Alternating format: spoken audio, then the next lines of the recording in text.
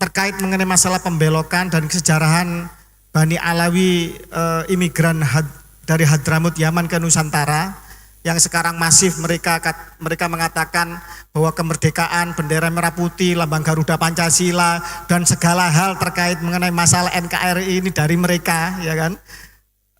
Apakah benar klaim-klaim seperti itu sehingga seolah-olah yang lain adalah sebagai pelengkap penderita saja para pahlawan nasional yang lain. Nah, ini akan diulas dengan tajam, tegas dan transparan dari yang mulia guru kita bersama Profesor Anhar Gonggong. Monggo waktu dan tempat kami berikan. Mungkin sekitar 20 menit Prof. Hatur nuwun. Ada beberapa faktor yang harus dipahami ketika orang belajar sejarah. Pertama, sejarah itu adalah ilmu yang paling terbuka. Orang baru menyebut dirinya, pandai menyebut 2-3 nama orang sudah merasa dirinya sejarawan. Itu biasa.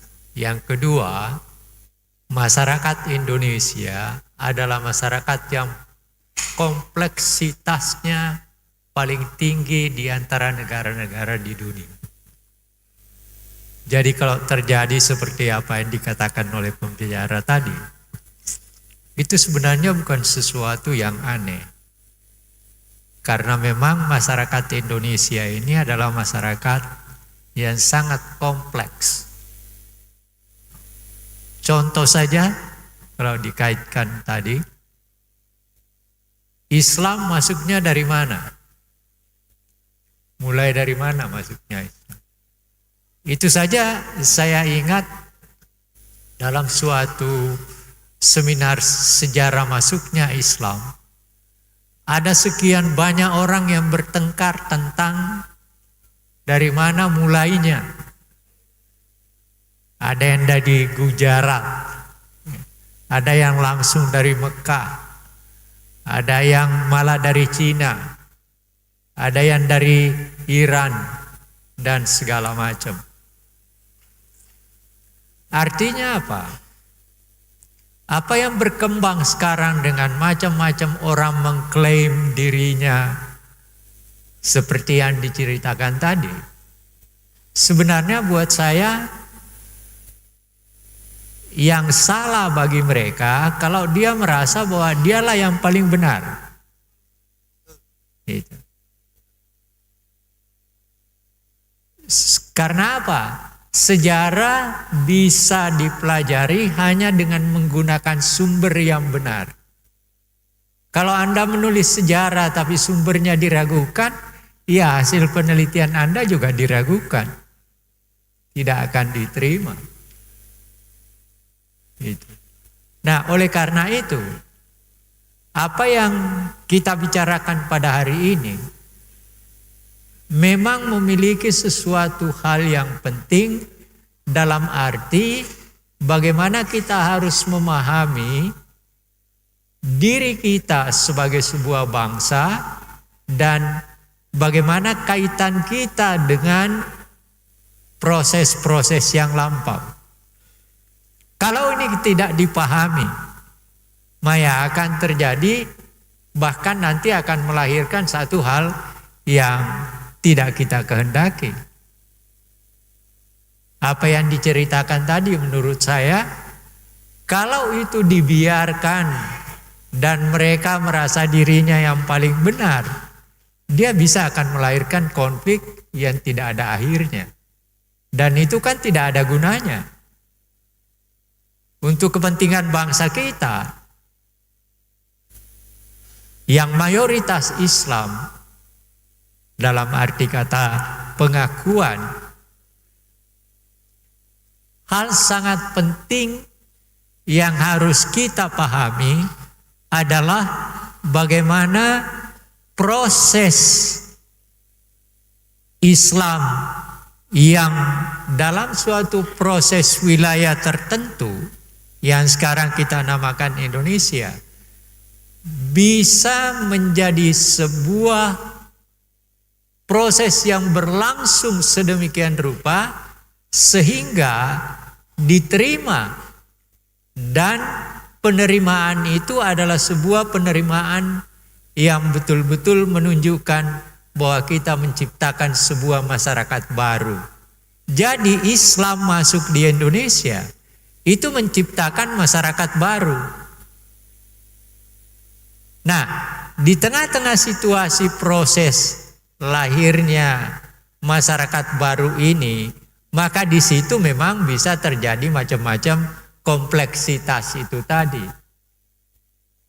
Ini kan yang tidak disadari orang sering, ya. Tidak disadari bahwa dalam kompleksitas itu memang hal yang tidak bisa, bukan tidak bisa dihindari, tapi seharusnya tidak akan melahirkan hal-hal yang menyebabkan ketergangguan kita dalam berbangsa dan bernegara. Kan itu persoalannya. Nah, kalau tadi yang diceritakan seperti itu lalu mengganggu situasi negara kita, lalu merasa dirinya dia yang paling benar, ya udah. Dan memang apa yang dikemukakan tadi dengan manuskrip, ya sejarah memang begitu. Pembuktian sejarah memang bersumber dari antara lain dalam persoalan itu adalah manuskrip. Nah, dalam hal tertentu sebagai negara begini, ada dua hal utama juga yang kita sebagai bangsa harus ketahui. Yang pertama adalah sebelum datangnya Belanda dan negara-negara penjajah lain, bapak-bapak, ibu-ibu harus ingat bahwa bangsa kita ini ketika belum masih menjadi kerajaan-kerajaan, dan saya ingin mengingatkan bahwa di Indonesia itu ada 337 kerajaan lokal. Ya, 337 kerajaan lokal. Dan dalam proses keislamannya mempunyai khas-khasnya sendiri. Ambil sebagai satu contoh, hubungan antara Banten dan Sulawesi Selatan itu pada Yusuf Makassar, yang sekarang pun orang masih bertengkar juga. Kuburnya ada di mana? Ada yang mengatakan ada di Afrika Selatan, ada yang mengatakan dikembalikan ke Goa. Lalu ada yang mengatakan ada di Sri Lanka. Kan ini suatu hal yang biasa dalam sejarah. Bahkan dalam hal tertentu, orang yang mempunyai peranan yang sama pada situasi tertentu bisa berbeda pendapat. Saya bawa untuk menunjukkan ini. Contohnya, Pak Hatta dan Pak Adam Malik. Pak Hatta menulis sebuah buku sekitar proklamasi. Pak Adam Malik juga menulis sebuah buku yang judulnya sama, sekitar proklamasi juga. Nah, yang menarik apa? Di dalam buku Pak Adam Malik, dikatakan, peranan pemuda itu sangat penting dalam proses menuju kepada proklamasi. Penting sekali peranannya dan segala macam. Nah, di dalam buku Pak Hatta, apa yang dia ngomong? Apaan peranannya pemuda? Justru dia yang merusak situasi. Seharusnya kita bisa melakukan proklamasi tanggal 16, karena ributnya pemuda dibawa ke Rengas Dengklok, akhirnya proklamasi tertunda. Ini dua orang yang punya peranan yang sama dan mempunyai kedudukan yang penting.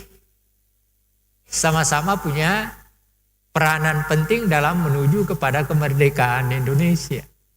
Dan peranannya sama dan mereka selalu berhubungan gitu. Tapi dalam menanggapi suatu peristiwa ternyata terjadi perbedaan tertentu. Itu. Nah, apa yang saya mau katakan tadinya, Saya sebenarnya agak segan datang karena saya merasa bahwa ini bukan bidang saya. Seorang ilmuwan seharusnya punya kerendahan hati untuk mengatakan bahwa kalau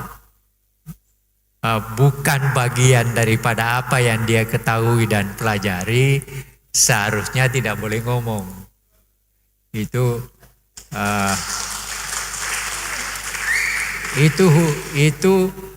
hukum ilmu sebenarnya, hukum ilmu. Tapi oleh karena ketuanya teman, lalu teman-teman saya dulu di banyak mahasiswa dan saya sering kesini juga berdiskusi dengan teman-teman. Akhirnya saya terima dan dengan catatan bahwa ilmu saya sangat dangkal dalam hal ini. Tetapi melihat judulnya yang seperti ini yang dipersoalkan adalah berkaitan dengan sebenarnya begini. Yang dipersoalkan itu adalah persoalan proses kedirian kita menjadi seperti sekarang. Itu yang harus dipahami juga. Nah, oleh karena itu, menurut saya, orang yang mau melakukan penyimpangan seperti itu akan merusak perkembangan daripada negeri ini di kemudian hari.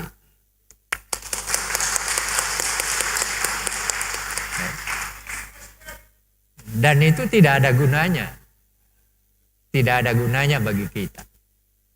Yang penting bagi kita adalah bagaimana kita menggunakan sejarah secara benar untuk menatap dan menuju ke hari depan. Nah, saya mau mengatakan begini. Ada kesalahan orang di dalam memahami sejarah.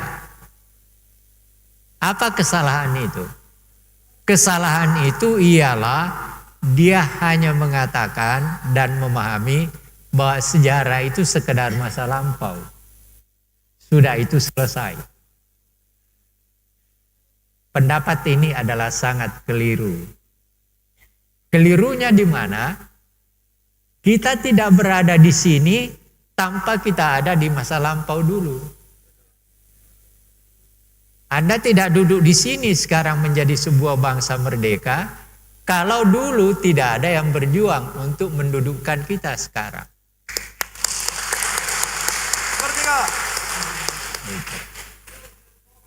Nah, dalam konteks itu, kita yang berada sekarang memiliki dua hal untuk menuju ke hari depan.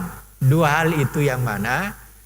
Masyarakat atau generasi sekarang yang berada di sini dan mengatur kehidupan bersama kita bersumber dari masa lampau tetapi sekaligus merancang masa depan. Oleh karena itu, generasi sekarang adalah generasi yang paling strategis untuk melanjutkan kelangsungan hidup kita ke depan.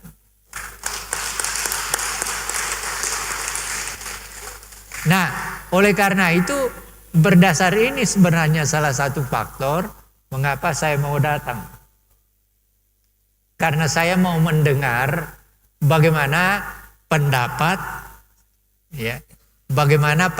dari para hadirin, dari para pembicara nanti di dalam memahami sejarah dan proses kelangsungan kita ke depan. Kenapa?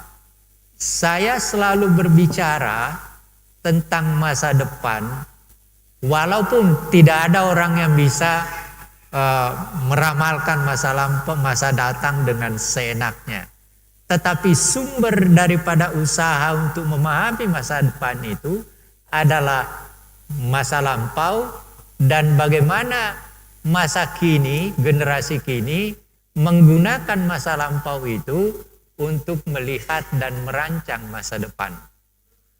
Itu sebabnya mengapa saya mau datang untuk ngobrol bersama Anda. Karena apa? kemajuan yang sekarang yang kita miliki, Anda sekarang kalau tidak punya handphone pusing kepala kan? Iya kan? Itu baru satu faktor, belum faktor yang lain. Nah, saya ingin mengatakan kepada Anda, khusus kepada umat Islam, generasi mudanya, ada satu hal yang saya ingin sampaikan kepada Anda. Tolong kuasai ilmu. Ilmu apapun yang Anda harus miliki. Kita itu Pak, pendidikan kita, coba bayangkan. Pendidikan kita ini adalah paling rendah di antara 100 sekian negara. Kita cuma berada di antara dalam pengertian mutu sekitar 80-90. Coba rendahnya. Tadi malam ada pembicara di TV yang mengatakan begini, IQ bangsa Indonesia itu di Asia Tenggara yang paling rendah nomor 2. Ini bukan, saya mengungkap ini bukan untuk merendahkan diri kita. Saya ingin membangun kesadaran kepada kita semua, kesadaran baru bahwa tantangan yang kita hadapi ke depan tidak akan pernah bisa kita selesaikan kalau hal-hal kecil kita selalu bertentangan. Kita selalu bertengkar hanya karena persoalan kecil. Saya tidak tahu, walaupun memang saya sendiri sedih ketika terjadi, terus terang di kampung saya istilah Habib itu nggak ada. Orang Bugis tidak mengenal Habib. Tidak ada istilah Habib. Baru setelah saya di Jawa, apalagi di Jakarta, baru saya istilah itu saya dengar. Tapi di antara kami, saya nggak tahu kalau sekarang sudah ada pengaruhnya. Tapi antara tahun 50 sampai dengan tahun 60, istilah Habib itu tidak dikenal di Sulawesi Selatan. Itu fakta. Tetapi orang keluarga Pak siapa? Ayahnya Pak Shihab, ya, Pak Quraish Shihab, itu orang yang saya sangat hormati. Itu adalah memang keluarga yang sangat dihormati di Sulawesi Selatan. Tetapi bukan oleh karena kearabannya, tetapi oleh karena keilmuannya.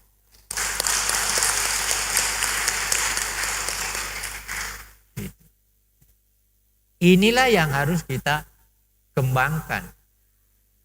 Ya, saya terus terang ketika dengar cerita-cerita seperti itu, saya menganggap justru merugikan diri mereka sendiri sebenarnya. Ketika mereka selalu mengajukan diri seakan-akan seperti itu, keluarga Nabi ada hubungannya, dia akan merugikan dirinya sendiri. Karena apa? Siapa yang mau percaya? Paling-paling lingkungan dia sendiri kan. Dan itu artinya apa ya? Tidak ada gunanya juga buat dia.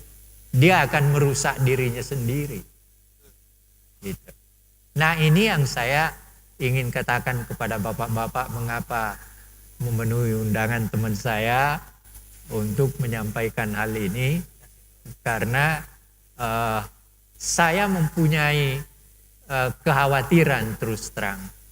Kalau ini berkembang di kalangan kita dan meluas, yang rusak siapa? Yang rusak kan orang Islam juga. Iya kan? Kalau terus ini Anda bertengkar, kita bertengkar dan sebagainya hanya mempersoalkan yang sebenarnya tidak perlu dipersoalkan.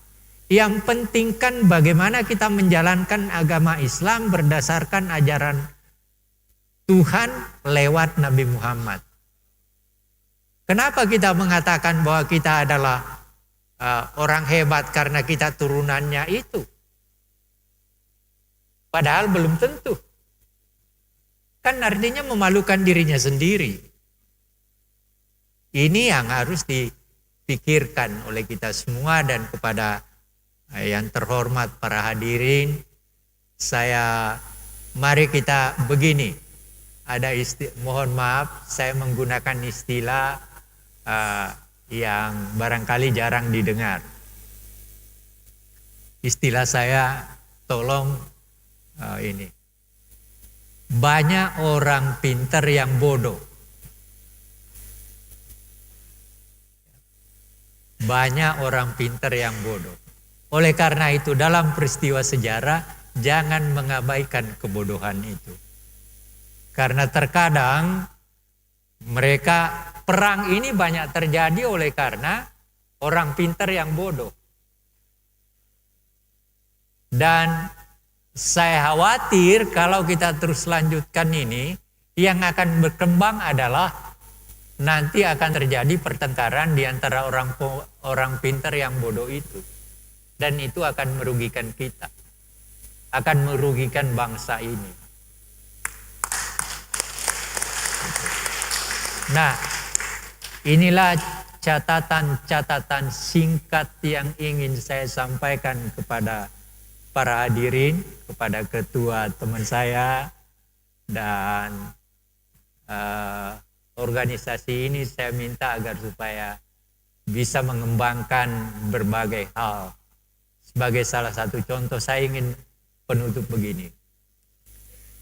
Selama kita memperjuangkan kemerdekaan, memang hanya selalu terdapat dua kekuatan yang bahkan sampai sekarang sering terjadi persaingan, yaitu kekuatan nasionalis sekuler dan kekuatan nasionalis Islami. Sejak zaman pergerakan itu dan sampai sekarang. Tetapi yang hebat apa? Yang hebat adalah mereka di tengah-tengah pertentangannya yang keras terkadang, tapi mampu menemukan formulasi. Saya ambilkan sebagai satu contoh. Bung Karno dan Bung Hatta sejak tahun 33, tahun 30-an itu tidak pernah bersatu. Pikirannya selalu beda. Bahkan Bung Hatta pernah menulis kritik kepada kelompoknya Bung Karno, mengatakan begini. Persatuan yang dicari, yang ditemukan persatean. Itu judul tulisan Hatta. Ya, tulisan Hatta. Nah, apa yang saya mau katakan pada Anda semua dengan mengambil contoh ini, jangan sampai kita teriak untuk persatuan pada saat yang bersamaan justru hasilnya persatean. Oleh karena itu, saya mohon agar supaya saya ingin mengingatkan, mari kita memelihara keislaman kita, mari kita membangun pendidikan Islam yang sebaik-baiknya, tapi jangan kita melakukan sesuatu yang justru melahirkan kebodohan kita. Terima kasih atas perhatiannya, mudah-mudahan ada gunanya. Assalamualaikum warahmatullahi wabarakatuh.